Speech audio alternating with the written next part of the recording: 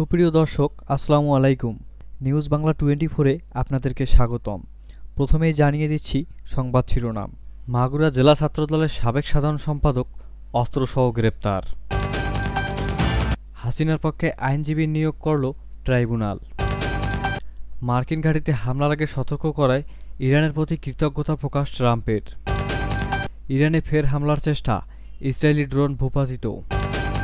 ইসরায়েলের বিরুদ্ধে দাঁড়ালো ভারত, চীন, রাশিয়া জোট। এতক্ষণ শুনছিলেন সংবাদ শিরোনাম। পুরো খবর পেতে ভিডিওটি শেষ পর্যন্ত দেখুন। সর্বশেষ খবর পেতে চ্যানেলটি সাবস্ক্রাইব করুন। এবার বিস্তারিত। মাগুরা জেলা ছাত্রদলের সাবেক সাধারণ সম্পাদক এম আবু তাহের সবুজের বাড়ি থেকে অস্ত্র ও মাদক উদ্ধার করেছে যৌথ বাহিনী। তার আগে তাকে আটক করে সেনাবাহিনী। মঙ্গলবার বিকেলে তাকে সদর থানায় হস্তান্তর করা হয়। মাগুরা সেনা ক্যাম্প সূত্রে জানা গেছে, বেলা ৩টার দিকে পৌরসভার ভেডারাইস এলাকায় আবু তাহেরের বাড়িতে অভিযান চালায় সেনাবাহিনী ও পুলিশের একটি দল। অভিযান শেষে সেনাবাহিনীর পক্ষ থেকে জানানো হয়, বাড়ির শৌচাগারের ছাদে থাকা ব্যাগে একটি ওয়ান গুটারগাম, একটি গুলি ও 15টি ইয়াবা বড়ি এবং ঘরের মধ্য থেকে একটি রামদা জব্দ করা হয়েছে। এর আগে বেলা 11:30টার দিকে শহরের ভায়না এলাকা থেকে একটি বিক্ষোভ মিছিলের প্রস্তুতির সময় আবু তাহেরকে আটক করে সেনাবাহিনী।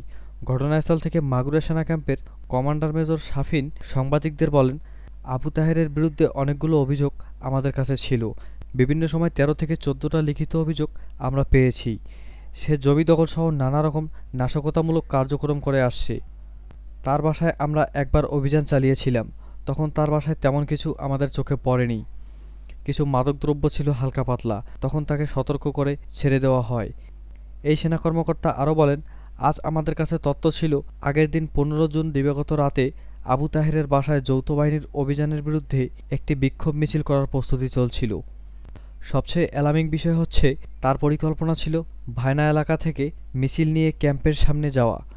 তার চেয়ে খারাপ যে জিনিসটা, সেটা হচ্ছে বিএনপির ব্যানার ব্যবহার করে সে এটা করতে চেয়েছিল। কিন্তু আমরা ওখানে গিয়ে যেটা জানতে পারলাম, ওখানে বিএনপির কোনো লোকজন ছিল না। যাদের ওখানে আনা হয়েছিল তারা কেউ 2000 টাকা, কেউ 1000 টাকা, কাউকে মোটরসাইকেলে তেল ভরে দেওয়ার কথা বলে আনা হয়েছিল। জেলা বিএনপির আহ্বায়ক আলী আহমেদ মুঠোফোনে বলেন, সবুজ আবু তাহের দলের দুঃসময়ের পরীক্ষিত ছাত্রদল নেতা। আগে তার বাড়িতে অভিযান চালিয়ে কিছু পায়নি। আজ আবার তার বাড়িতে অভিযানে টয়লেটের ছাদে থেকে পরিত্যক্ত অবস্থায় অস্ত্র পেয়েছে। এটা ষড়যন্ত্রমূলকভাবে কেউ রেখে যেতে পারে। বিষয়টি নিয়ে আমরা সন্দিহান। এটার সঠিক তদন্ত করে দেখা উচিত। মাগুরা সদর থানার ওসি মোহাম্মদ আয়ুব আলী সন্ধ্যায় বলেন, ছাত্রদলের ওই নেতাকে থানায় হস্তান্তর করা হয়েছে। তার বিরুদ্ধে মামলার প্রস্তুতি চলছে।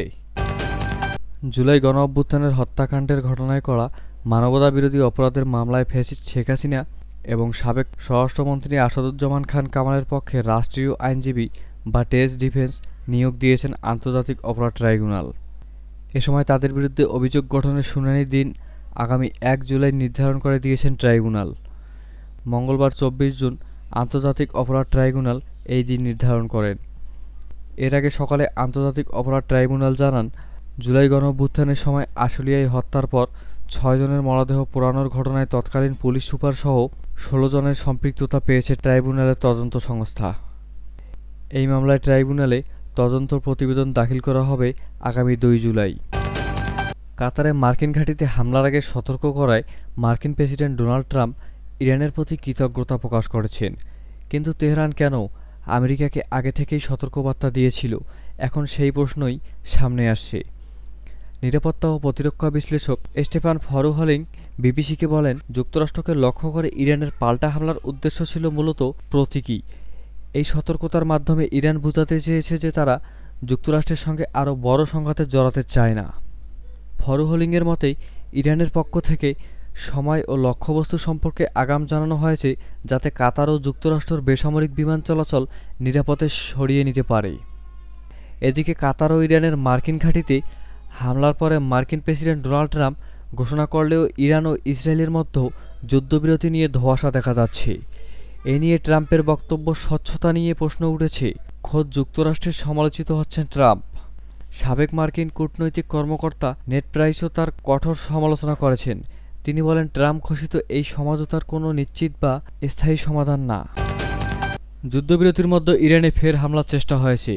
তবে দেশটির আকাশ প্রতিরক্ষা ব্যবস্থা আঘাত হানার আগেই ইসরায়েলি ড্রোন শনাক্ত করতে সমর্থ হয়। খবর মিডল ইস্ট আইয়ের। মঙ্গলবার 24 জুন গভীর রাতে ওই ঘটনা ঘটে। ইরানের সামরিক কমান্ডো জানিয়েছে, যুদ্ধবিরতি কার্যকর হওয়ার পরও ইসরায়েলি ড্রোন তার আকাশসীমা লঙ্ঘন করেছে। যদি তা চলতে থাকে তবে যুক্তরাষ্ট্র ও ইসরায়েল উভয়ের বিরুদ্ধেই খুবই খারাপভাবে প্রতিক্রিয়া দেখানো হবে।